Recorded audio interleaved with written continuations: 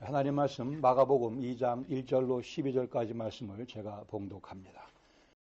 수일 후에 예수께서 다시 가버나움에 들어가시니 집에 계시다는 소문이 들린지라 많은 사람이 모여서 문 앞까지도 들어설 자리가 없게 되었는데 예수께서 그들에게 도를 말씀하시더니 사람들이 한 중풍병자를 4사람에게 메워가지고 예수께로 올세 무리들 때문에 예수께 데려갈 수 없으므로 그 계신 곳에 지붕을 뜯어 구멍을 내고 중풍병자에 누운 상을 달아 내리니 예수께서 그들의 믿음을 보시고 중풍병자에게 이르시되 작은 자야 내 죄 사함을 받았느니라 하시니 어떤 서기관들이 거기 앉아서 마음에 생각하기를 이 사람이 어찌 이렇게 말하는가 신성모독이로다. 오직 하나님 한 분 외에는 누가 능히 죄를 사하겠느냐. 그들이 속으로 이렇게 의논하는 줄 예수께서 곧 중심에 아시고 이르시되 어찌하여 이것을 마음에 생각하느냐. 중풍병자에게 내 죄사함을 받았느니라 하는 말과 일어나 내 상을 가지고 걸어가라 하는 말 중에서 어느 것이 쉽겠느냐. 그러나 인자가 땅에서 죄를 사하는 권세가 있는 줄을 너희로 알게 하려 하노라 하시고 중풍병자에게 말씀하시되 내가 네게 이르노니 일어나 내 상을 가지고 집으로 가라 하시니 그가 일어나 곧 상을 가지고 모든 사람들 앞에서 나가거늘 그들이 다 놀라 하나님께 영광을 돌리며 이르되 우리가 이런 일을 도무지 보지 못하였다 하더라. 아멘. 앉으시겠습니다.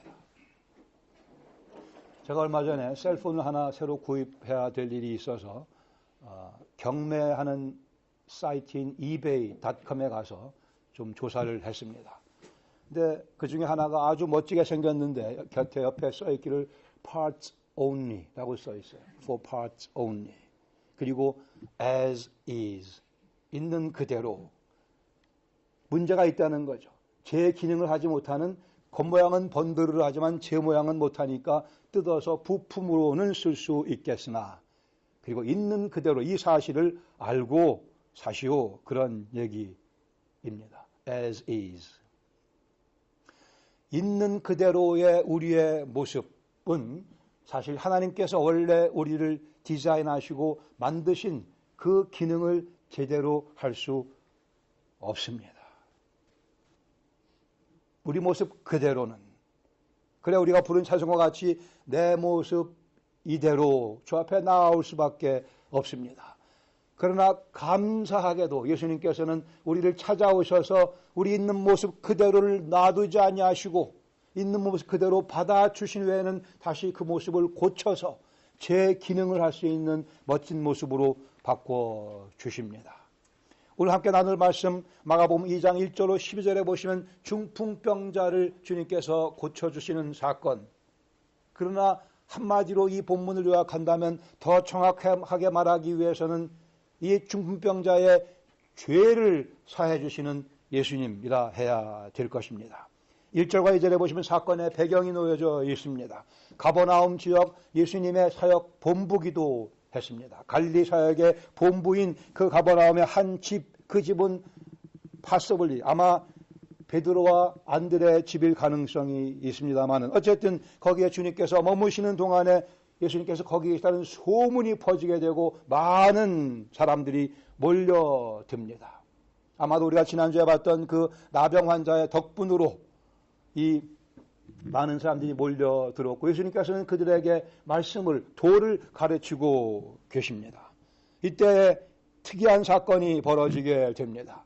4사람이 중풍병자 한 사람을 이 상에 누인 채로 그 사람을 들고 예수께 왔는데 사람들이 너무나 많아 그 집 정문으로는 들어갈 수 없으니까 우리가 잘 아는 것과 같이 지붕을 뜯고 지붕에서 이 환자를 밑으로 내리우는 그러한 특이한 사건이 벌어졌습니다.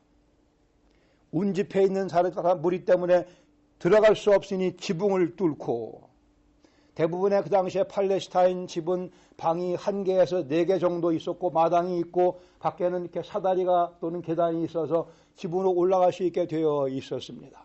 그리고 그 당시에 지붕의 구조는 오늘 같은 그런 지붕 구조가 아니고 집 또는 나뭇잎과 흙으로 이렇게 엮었기 때문에 쉽게 뜯을 수 있는 그러한 지붕의 구조였습니다. 그러나 어쨌든 지붕을 뜯었어요. 근데 보험회사 하시는 분들 너무 걱정하실 거 없습니다. 그냥 다시 또 이렇게 덮어놓으면 되는 거니까. 그러나 어쨌든 특이하게도 지붕을 뜯고 예수님 앞에 그 상을 들이밀었습니다. 당시에 휠체어가 없는 상황, 네 사람이 친히 휠체어가 되어 말 대신 행동으로 예수님께 간구하고 있습니다. 행동으로 간절히 간구하며 그들의 믿음을 보여주고 있습니다. 5절에 보시면 예수님께서 그들의 믿음을 보시고 중풍병자에게 이르시되 작은 자야 내 죄 사함을 받았느니라 라고 말씀하십니다. 중풍병을 낫게 주시기를 바라고 이 5사람은 예수님께 나왔습니다. 예수님의 반응은 전혀 예상치 못한 내용이었습니다. 주님은 난데없이 작은 자야 내 죄 사함을 받았다고 말씀하십니다. 로마서 5장 12절 말씀하기를 그러므로 한 사람으로 말미암아 죄가 세상에 들어오고 죄로 말미암아 사망이 들어왔나니 죄의 결과는 사망입니다. 또 모든 질병은 이 사망, 죽음의 어떤 면의 동생들이에요. 쫄병들입니다. 병에 걸리는 이유는 우리가 망가진 세상에 살고 있어서 그렇습니다. 죽음 아래 살고 있기 때문에 이런저런 병도 걸리고 이런저런 아픔도 있고 이런저런 재난도 당하고 합니다. 하지만 어떤 특정한 질병이 특정한 죄의 결과라고 우리가 단정적으로 말할 수는 없습니다. 그러나 예수님께서는 질병뿐이 아니고 실상은 죽음의 문제를 해결해 주시기 위해, 즉 죄의 근원적인 문제를 해결해 주시기 위해 우리를 찾아오셨습니다. 우리가 주목해서 봐야 되는 사실은 이 5명은 죄의 문제는 염두에 두지 못하고 있었고 병 낫기를 원해 예수님께 나아왔지만 예수님께서는 병도 물론 고쳐주셨으나 그들이 기대했던 것 이상으로 죄 사함의 문제를 해결해 주셨다고 하는 사실입니다. 이어서 6절, 7절에 보시면 그 앞에 있던 서기관들의 반응이 기록되어 있습니다. 예수님께서 하신 말씀, 작은 자여 내 죄 사함을 받았느니라, 이 말씀 때문에 서기관들이 속으로 불평을 합니다. 어찌 이렇게 말하는가? 신성모독이로다. 오직 하나님 한 분 외에는 누가 능히 죄를 사하겠는가? 서기관들은 예수님께서 행하시는 행동이나 그 말씀을 보고는 그 행동과 말이 시사하는 바를 정확하게 이해합니다. 여기 예수님께서 내 죄 사함 받았다 말씀하시면서 예수님 시사하시는 바는 뭐예요? 내가 곧 죄 사하는 권위와 능력을 지닌 여호와 하나님이라 말씀하셨습니다. 서기관들은 그것을 놓치지 않고 정확하게 깨닫고는 반문하며 불평합니다. 하나님 한 분 외에는 누가 능히 죄를 사하겠는가? 근데 감히 이 예수가 하나님임을 자처하고 있구나. 이는 신성모독이라 이렇게 얘기하고 있는 거죠. 당시에 제사장들은 하나님의 이름으로 하나님의 권위를 힘입어 죄가 사해졌다라고 선언해 줄 수는 있었지만 본인이 직접 죄를 사한다고는 감히 얘기할 수 없었죠. 그러나 우리 예수님께서는 직접 내가 내 죄를 사했다고 하는 의미로 말씀하셨고 서기관들은 그 의미를 잘 깨달았습니다. 그러게 신성모독이요, 레위기 24장에 있는 말씀에 근거하면 여호와 이름을 모독하면 돌로 그를 쳐 죽이게 되어 있었습니다. 그러기에 이때부터 명쾌하게 이 서기관들의 예수님을 죽일 음모는 시작된 것입니다. 결국은 십자가로까지 연결되어지게 되죠. 8절에 보시면 예수님께서 그들의 속으로 하는 얘기를 다 전제하신 예수님께서 아시고 말씀하십니다. 어찌하여 이러한 생각을 하고 있느냐? 그리고는 질문을 하십니다. 중풍병자에게 내 죄사함 받았느니라 1번입니다. 하는 그러한 말과 또는 두 번째 2번 일어나 내 상을 가지고 가라. 어떤 것이 더 쉽겠냐고 주님께서 물으십니다. 어떤 게 더 쉬운 것 같으세요? 학자들 사이에도 의견이 다릅니다. 내 죄사함을 받았느니라 얘기하는 게 쉽다고 보는 분들은 말만 하면 되니까 죄가 사해졌는지 안 사해졌는지 알 길이 없으니까. 그러나 내 상을 들고 가라 하면 근데 그 사람이 못 들고 가면 곤란해지니까 1번이 더 어렵다고 쉽다고 보는 분들이 있습니다. 저는 근데 생각이 좀 달라요. 1번은 내 죄사함 받았다라는 그 표현은 사실 유대인들의 생각 가운데는 사람으로서는 결단코 할 수 없는 표현입니다. 그 중에 누구도 예수님께서 그렇게 내 죄사함 받았다고 하는 하나님만이 하실 수 있는 선언을 할 수 있다고 믿는 사람은 아무도 없는 상황 가운데 주님께서 오히려 더 어려운 얘기를 하신 겁니다. 이를 어려운 것을 말씀하신 거예요. 내 죄사함 받았느니라 말씀하심으로써 이어서 말씀하기를 10절에 보시면 그러나 인자가 땅에서 죄를 사하는 권세가 있음을 너희로 알게 하기 위하여 내가 일부러 이 어려운 말을 했노라 말씀하시고는 이어서 명령하시기를 그 사람에게 내 상을 들고 가라 말씀하시고 그는 그 상을 들고 온전케 되어 걸어가게 됩니다. 외면적으로는 1번이 쉬워 보이고 내면적으로는 그러나 1번이 더 어려워 보입니다. 유대인들의 생각 가운데는 내 죄사함 받았느니라. 이것이 참으로 어려운 얘기였습니다. 그러나 예수님은 그렇게 행하시며 결국은 사건의 결말 10절 하반절에 보시면 이제 그 사람에게 내 상을 들고 가라 하셨고 그 사람은 벌떡 일어나 자기 상을 들고 가게 되며 그 결과 많은 사람들이 놀라게 됩니다. 두려움에 빠지게 됩니다. 경외감을 느끼기도 합니다. 깜짝 놀라기도 했고 그들은 하나님께 영광을 돌리게 되며 우리가 이런 일을 도무지 보지 못했다고 합니다. 본문 가운데 오늘 2개 정도의 교훈을 함께 나누기를 원합니다. 첫 번째 교훈은 예수님께서는 기대 이상의 선물을 주십니다. 예수님은 그렇게밖에 하실 수 없는 분이세요. 우리를 사랑하시는 분이시기 때문에 그 속에는 조금도 예수님 마음속에는 조금도 우리에게 악을 행하실 마음이 전혀 없으신 분이시기에 주님께서 무엇을 주시면 그것은 다 wonderful, something wonderful, 대단히 좋은 것입니다. 다시요, 이 본문에서 여러분이 꼭 기억해야 되는 것은 이 5명은 중풍병의 치료를 목적 삼고 예수님께 나왔습니다. 그러나 예수님은 내 죄 사함 받았다는 말씀으로 그의 영혼을 구원해 주십니다. 모든 병은 근본적으로 죄의 결과입니다.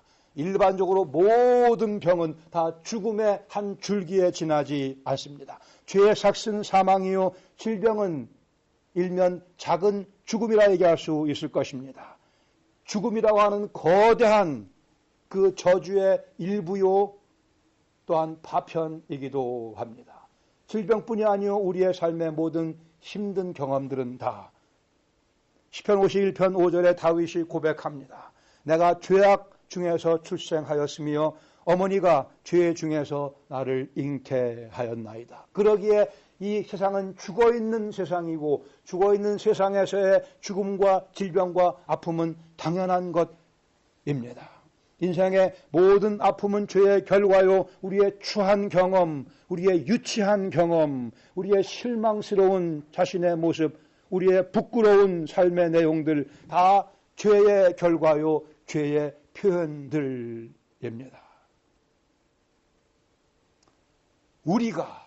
우리의 죄가 이 모든 아픔과 추함을 이 세상으로 끌고 들어왔습니다. 그러나 예수님께서는 이 문제를 해결해 주시기를 원하십니다. 이 중풍병자와 내 친구 죄사함 받을 생각 없었습니다. 그러나 예수님께서는 죄사함으로 선물을 주십니다. 그들의 믿음을 보시고라고 되어 있죠. 그들의 믿음은 병 낫는 수준의 믿음이었으나 주님께서는 그 이상의 죄사함의 선물을 허락해 주십니다. 중풍병은 망가진 이 세상에서 죄인인 우리가 경험하는 죽음의 파편 중에 하나일 뿐입니다. 우리를 무력하게 만들며 우리의 삶의 반경을 제한시키는 중풍병, 하나님이 원래 의도하신 바대로의 삶을 살아가지 못하도록 우리를 억압하는 중풍병, 우리의 죄의 결과입니다. 우리는 모두가 다 영혼 중풍에 걸려있는 사람들이었었습니다. 지금도 가끔 그런 모습을 보여주기도 합니다. 그러나 예수님께서는 죽음의 파편이 아니오 죽음 자체를 죽이시고 우리에게 새 생명을 주시기 위해 당신이 직접 죽음당하시고 그 죽음을 발로 밟으시고 승리하시고 부활하시고 우리 앞에 서 계십니다.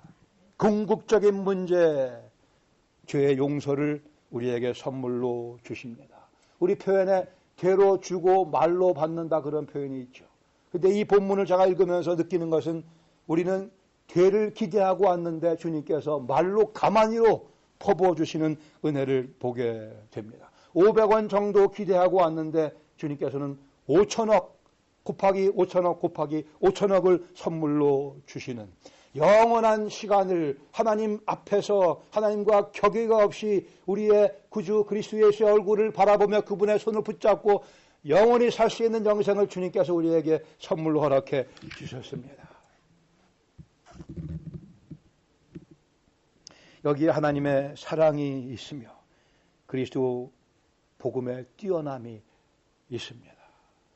출애굽기 15장 26절에 말씀하기를 나는 너희를 치료하는 여호와라 말씀하십니다. 나는 너희를 치료하는 여호와라.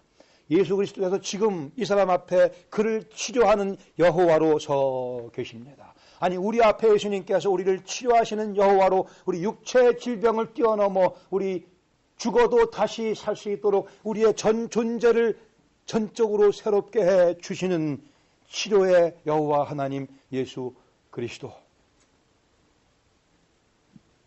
약속의 땅에 기근이 들자 하나님과 상의 한마디 하지 아니하고 애굽으로 불신의 발걸음을 옮겨가던 그 아브람, 그래 자기 아내를 누이라고 거짓말하는 못난 남편의 모습을 그저 다 드러내버린 이 아브라함을 하나님께서는 믿음의 조상으로 변화시켜 주셨습니다.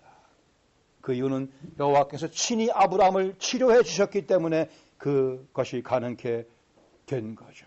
간음죄와 살인죄를 저질렀던 다윗 같은 사람이 어찌 하나님 마음에 합한 사람이 될 수 있겠습니까? 그것은 치료하시는 여호와의 그 사랑 때문에 다윗이 변하여 하나님 마음에 합한 자까지 될 수 있었습니다.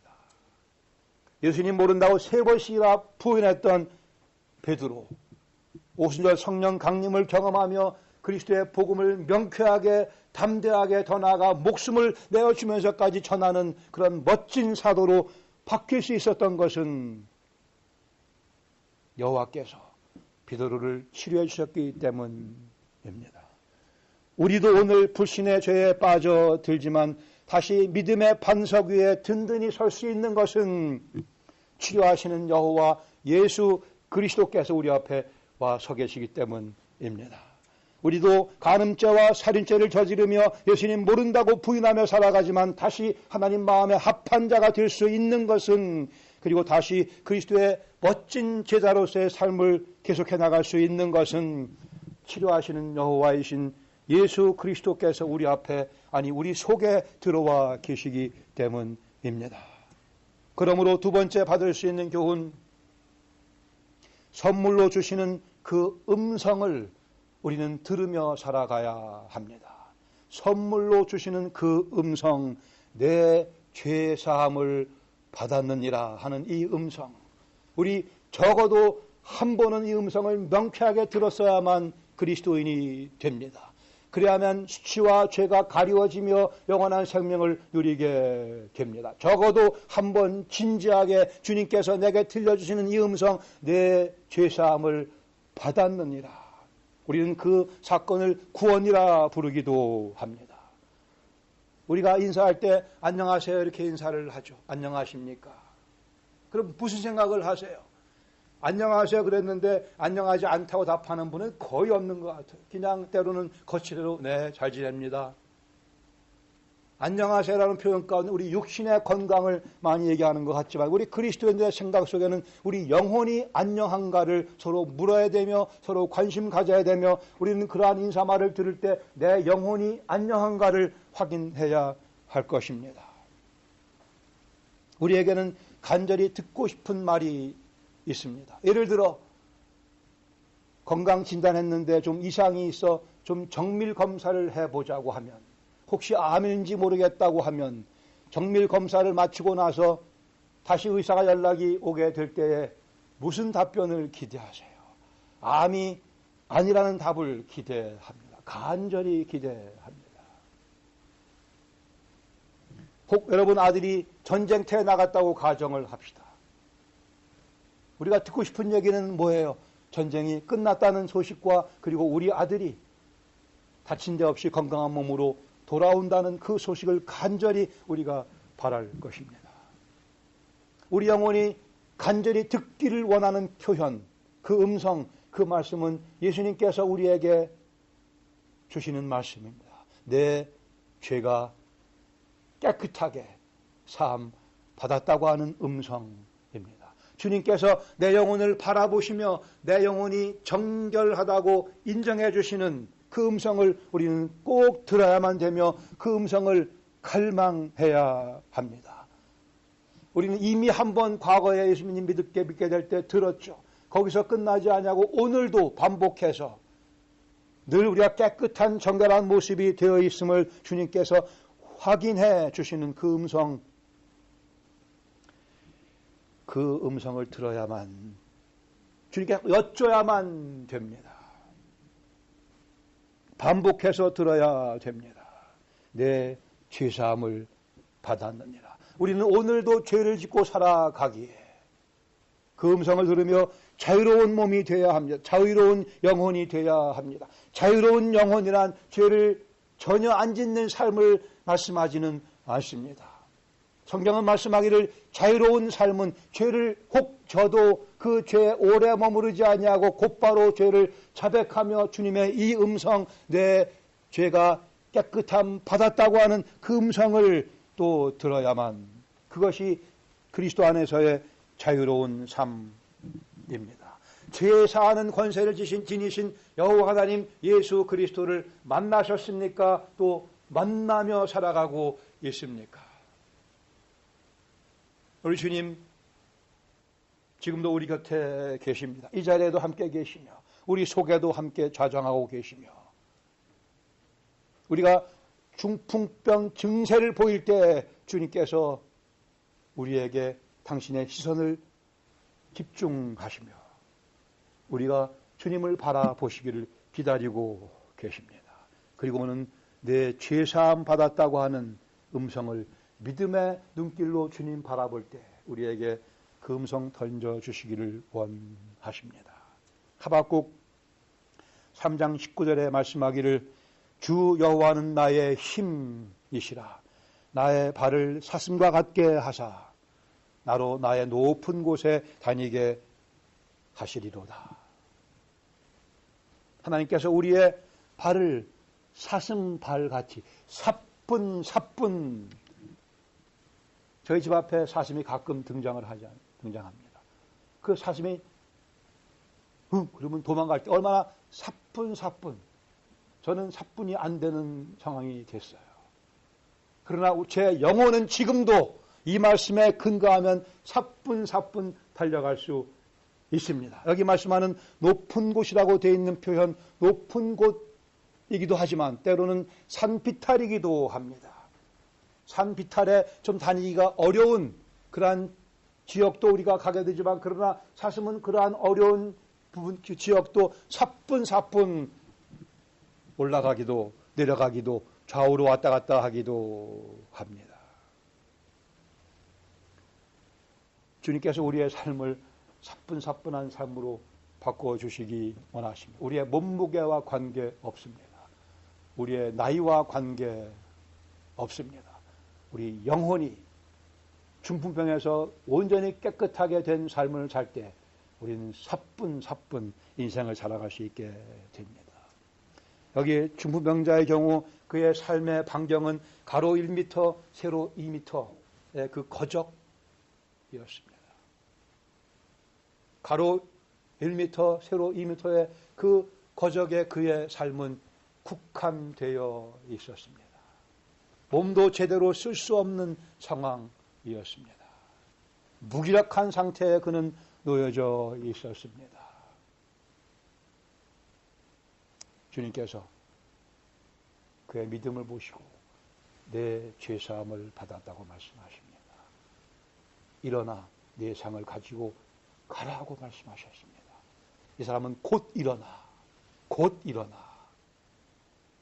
활보하기 시작합니다. 사뿐사뿐 얼마나 이 사람이 뛰고 난리를 치지 않았겠어요. 초자연적인 생명을 불어넣으시는 예수님의 그 은혜를 경험하고 그는 자기의 삶의 반경을 넓혔습니다. 가로 1m, 세로 2m가 아니고 가버나움 온 동네를 다 들쑤시고 다니며 자기의 나은 모습을, 깨끗해진 모습을, 건강해진 모습을 자랑하지 않았겠습니까? 우리의 삶의 반경을 한번 생각해 보시길 바랍니다. 혹이라도 우리가 가로 1m, 세로 2m에 국한된 삶을 살고 있다면 우리는 영적으로 중풍병을 앓고 있는 모습입니다. 내 팔과 다리에 영적 기력이 없다고 한다면 우리는 영적인 측면에서의 중풍병자입니다. 그러나 우리 주님께서 치료하시는 여호와 예수 그리스도께서 우리 앞에 오셔서 작은 자여 내 죄사함을 받았다고 말씀해 주셨거니와 지금도 그 말씀을 들려주십니다. 그러게 우리는 벌떡 일어나 그리스도의 이름을 위하여 동네를 쏴다니며 팔과 다리를 움직이며 활기찬 모습으로 그리고 사뿐사뿐 그리스도의 복음을 위하여 제자의 삶을 살아갈 수 있기를 바랍니다. 같이 기도하겠습니다.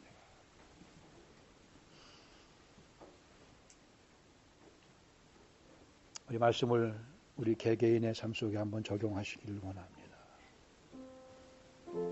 주님, 제 영혼의 팔과 다리에 제 근육 마디마디에 힘을 공급해 주시옵소서.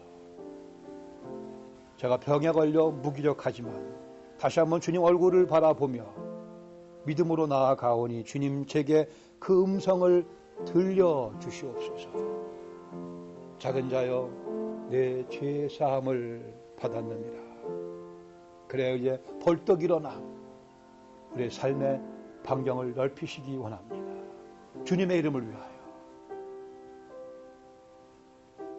든든한 모습으로 제자의 삶을 살아갈 수 있기를 주님께 간구드립니다. 주님, 여호와 예수 그리스도께서 우리의 병을 낫게 하시려 우리의 죽음의 문제를 해결해 주셨으며 그러기에 오늘도 저희들 그 음성을 즐겨 들으며 우리의 삶의 반경을 넓히며 사뿐사뿐 주님 이름을 위하여 달려나가는 저희 모두가 되게 하여 주시옵소서. 한 주간 살아가며 이 말씀이 저희들에게 의욕이 되게 하시고 힘이 되게 하시고 우리의 삶의 내용 되게 하여 주시옵소서. 예수님의 이름으로 감사드리며 기도합니다. 우리 일어나셔서 134장 4절 가서로 찬송하겠습니다.